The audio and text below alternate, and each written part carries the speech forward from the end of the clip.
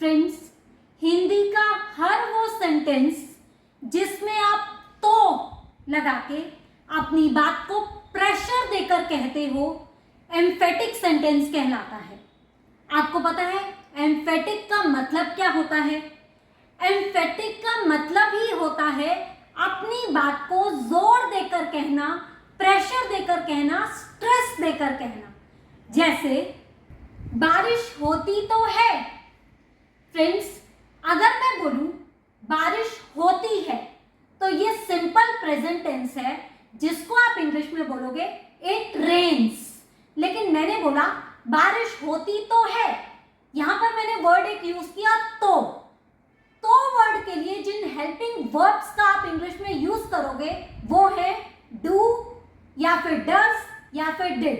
अगर sentence present tense का है तो आप यूज करोगे डू या फिर डज, और अगर सेंटेंस पास्ट टेंस का है तो आप यूज करोगे डिड।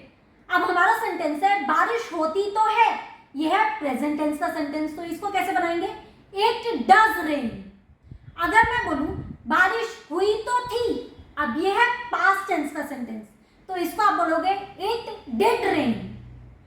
ट्रेन आई तो थी, अब यह है पास्ट टेंस का सेंटेंस, तो इसको आप बोलोगे ट्रेन डिड अराइव। ट्रेन आती तो है, यह है प्रेजेंट टेंस का सेंटेंस, तो इसको आप बोलोगे ट्रेन डज अराइव। एक और एग्जांपल देखिए, मैं कमाती तो हूं, आई डू अर्न। मैं आपकी मदद करती तो हूं, आई डू हेल्प यू। आपने मुझे बताया तो था, यू डिड टेल मी। आपने मुझे सिखाया तो था, यू डिड टीच मी।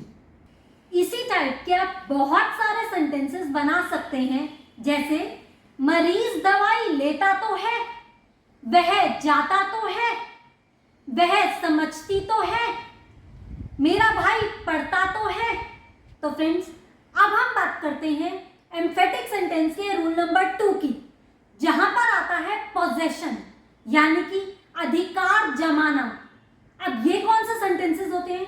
ये वाले सेंटेंसेस होते हैं जब आप बोलते हो तुम्हारे पास गाड़ी है तो सही, मेरे पास मोबाइल था तो सही, मेरे भाई के पास स्कूटर है तो सही। फ्रेंड्स, इस टाइप के सेंटेंसेस को हिंदी से इंग्लिश में ट्रांसलेट करने के लिए क्या यूज किया जाएगा, आइए जानते हैं। अधिकार या फिर पोजेशन वाले सेंटेंसेस में हम यूज करते हैं डू या फिर does plus have present tense के सेंटेंसेस में, और did plus have past tense के सेंटेंसेस में। जैसे आपके पास मोबाइल था तो सही, you did have a mobile. मेरे पास मोबाइल है तो सही, I do have a mobile. देखा आपने, पास्ट के लिए मैंने बोला डिड हैव अ, और प्रेजेंट के लिए मैंने बोला डू हैव अ। एक और एग्जांपल देखिए, मेरे भाई के पास गाड़ी थी तो सही, my brother did have a car. मेरी बहन के पास गाड़ी है तो सही, my sister does have a car. एक और एग्जांपल देखिए, आपके पास पेंसिल है तो सही, you do have a pencil. मेरे पास पेंसिल थी तो सही, I did have a pencil. Friends, अब हम बात करते हैं एम्फेटिक सेंटेंस के थर्ड रूल के बारे में। थर्ड रूल है हमारा इंपेरेटिव एम्फेटिक सेंटेंसेस। जी हाँ, एम्फेटिक सेंटेंसेस में इंपेरेटिव सेंटेंसेस भी बनते हैं। इंपेरेटिव सेंटेंसेस होते कौन से हैं? जिनमें ऑर्डर, रिक्वेस्ट या फिर कमांड किया जाता है। जैसे वहां जाओ, गो देयर, यहां बैठो, सिट हेयर। लेकिन हमने कौन सा सेंटेंस बनाने? एम्फेटिक, जोर देने वाले। वहां जाओ, गो देयर, ये तो आप बना लोगे। वहां जाओ तो सही, ये है एम्फेटिक, यहां पे तो पे जोर दिया जा रहा है।